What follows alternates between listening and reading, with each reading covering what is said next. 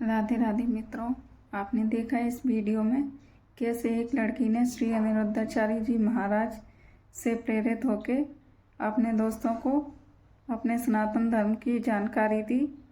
और ये जानकारी हमें भी अपने बच्चों को देनी चाहिए। इस लड़की से प्रेरित होकर हमें भी अपने बच्चों को अच्छे संस्कार देने चाहिए और अपने सनातन धर्म की ज्ञान अपने बच्चों को देना चाहिए।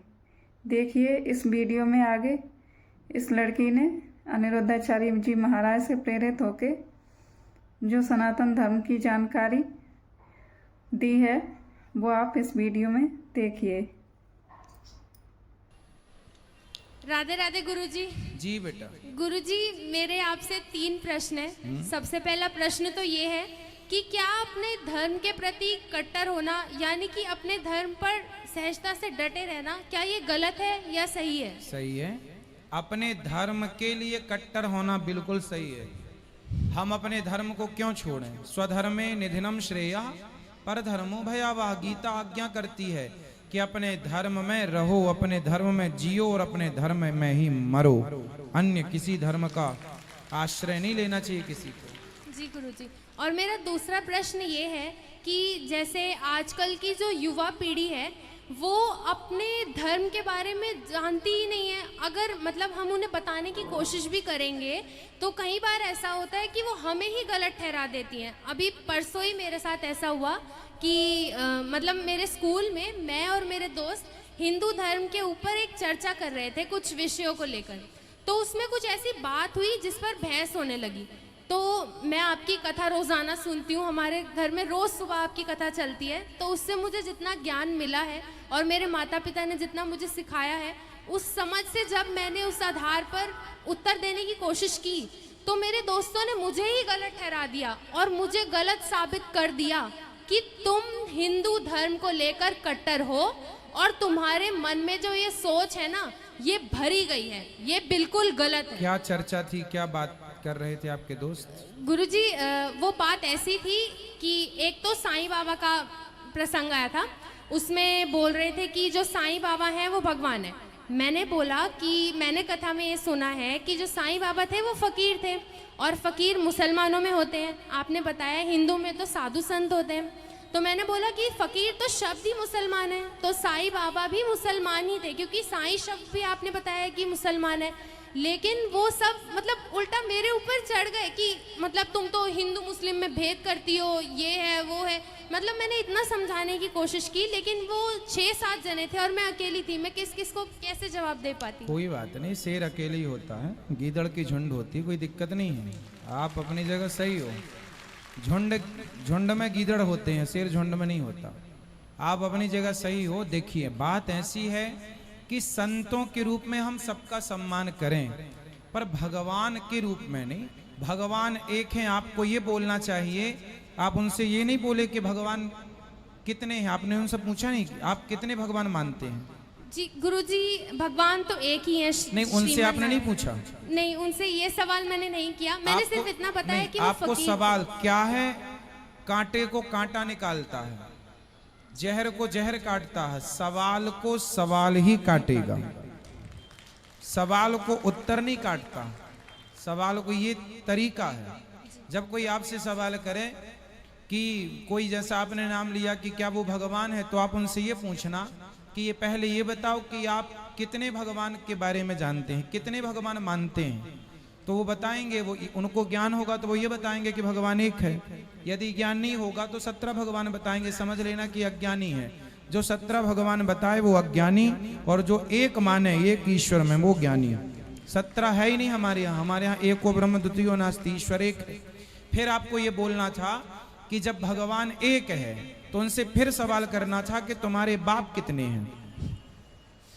वो बताते कि बाप एक है, तो आप पूछना, फिर सवाल करते क्या 2 बाप हो सकते हैं?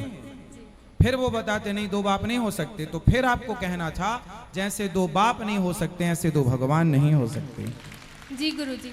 और मेरा आखिरी प्रश्न ये है कि मतलब जैसे मैंने अभी बताया कि बाहर के लोग मतलब उनकी सोच आजकल ऐसी हो गई है कि वो कहते हैं कि तुम्हारा ना ब्रेन वॉश किया जा रहा है, तुम्हारे दिमाग में इन चीज़ों को भरा जा रहा है। तुम्हारे अपने कोई सिद्धांत नहीं है हिंदू धर्म को लेकर, तुम्हारा अपना कोई ज्ञान नहीं है, तुम्हें सिर्फ ये सिखाई जा रही हैं और वो चीज़ें तुम्हारे माँ बाप तुम्हारे दिमाग में भर रही हैं।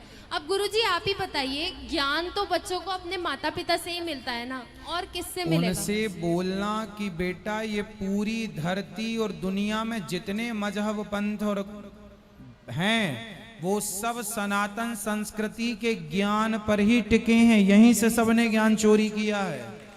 यहाँ जो ज्ञान इतना साइंटिफिक ज्ञान है, उनसे पूछना कि आपके आज डॉक्टर बताता है कि स्त्री के गर्भ में जो बच्चा है 3 माह का हो जाए तब उसका लिंग परीक्षण होता है, लड़का है कि लड़की।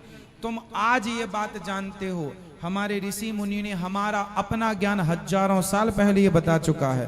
भागवत जी में लिखा, समझाओ उन मूर्खों को। अब पढ़े तो जाने, नहीं पढ़े। अब उनसे पूछना कि सूर्य ग्रहण पड़ता है, चंद्र ग्रहण पड़ता है, जब नासा नहीं था 1950 के पहले, 1940 के पहले तो नासा भी नहीं था। तो जब नासा नहीं था तब क्या सूर्य ग्रहण नहीं पड़ता था? जब पड़ता था, जब नासा नहीं जानता था, तब भी भारत के लोग जानते थे कि पंचांग में लिखा रहता था। हमारे देश में शतक पंचांग होता है, शताब्दी पंचांग, 100 साल पुराना पंचांग भी मिल जाएगा। वो पंचांग भी आज अवेलेबल है जो जब नासा नहीं था। आप गूगल में डालना कि 2050 में किस तारीख को सूर्य ग्रहण पड़ने वाला है, गूगल अभी ना बता पाएगा इतने आगे का। लेकिन आप पंचांग उठाकर देखिए हमारे सनातन धर्म का, आज की डेट से 100 वर्ष आगे का पंचांग है। आज से 100 साल 2099 में किस तारीख को कितने बज के सूर्य ग्रहण पड़ेगा वो आज लिख दिया गया। ये भारत का ज्ञान है। अब इन मूर्खों को समझाए कौन, जो अभी गूगल भी नहीं जानता कि 2099 किस तारीख को सूर्य ग्रहण पड़ने वाला है। 99 कौन जानता है? लेकिन हमारा शताब्दी पंचांग बताएगा, और वही बताएगा जो परफेक्ट है। मतलब इतने आगे की गणित भी निकालने कोई बैठा है तो हिंदू धर्म में ये ताकत है, सनातन में ये ताकत है। ये साइंस तुम क्या पढ़ोगे और क्या पढ़ाओगे? तुमने अपनी संस्कृति को भुला दिया, अपने धर्म को पढ़ना भूल गए, अपनी संस्कृति को भूल गए। वरना आज दुनिया में हर रिसर्च आप कर रहे होते, अर्थात भारत कर रहा हो। तो उनसे बोलना कि विमान का आविष्कार किसने किया? दुनिया के किसी धर्म की पुस्तकों में विमान का जिक्र नहीं है, पर हिंदुओं के वेद पुराणों में पुष्पक विमान का जिक्र है। मतलब हम विमानों की टेक्नोलॉजी को जानते थे, इसलिए पुराणों में जिक्र है, वरना दूसरे मजहब पंथ के धर्मों के लोगों ने क्यों जिक्र नहीं किया? दूसरा, उनसे बताना कि 1885 में दलपदे जी ने विमान बनाया था। उसके पहले सतयुग में करदम जी ने विमान बनाया था, नाम था कामक विमान। और राइट ब्रदर्स ने 1903 में विमान बना के उड़ाया। समझाओ कि राइट ब्रदर्स तो आज के हैं, हम तो पहले से। पुष्पक विमान और दलपदे जी का नाम याद करो कि दलपदे जी ने 1885 में विमान बनाया था। उसी ड्राइंग को ये लोग कॉपी किए थे। अब जानते नहीं ना भारत के इतिहास। ये तो सिकंदर को महान बताने वाले लोग हैं जो जीता, बस ये तो भूल गए कि हमारी अपनी संस्कृति क्या है। ये झांसी की रानी को नहीं पढ़ते, स्वामी विवेकानंद जी को नहीं पढ़ते, आद्य शंकराचार्य जी को नहीं पढ़ते, वरना ये बहुत आगे जाते। और गुरुजी एक आखिरी चीज, मुझे सबसे बड़ा झटका तो ये बात सुन के लगा, मतलब वहाँ पे कोई था जिसने बोला कि श्री रामचंद्र भगवान जो थे, उन्होंने जो 14 साल का वनवास काटा था, उसमें जब वो चित्रकूट गए थे, चित्रकूट पूरा पहाड़ी इलाका है, वहाँ ना कोई फल ना फूल ना सब्जी कुछ नहीं है। तो जो श्री रामचंद्र जी थे उन्होंने शिकार किया और उन्होंने उसे खाया। अब मैंने कहा इन्होंने मर्यादा पुरुषोत्तम श्री राम के बारे में ऐसी बात कह दी। मूर्ख है एक नंबर की, गुदना मिले तो गोद दोन के माथे पे, मूर्ख नंबर 1।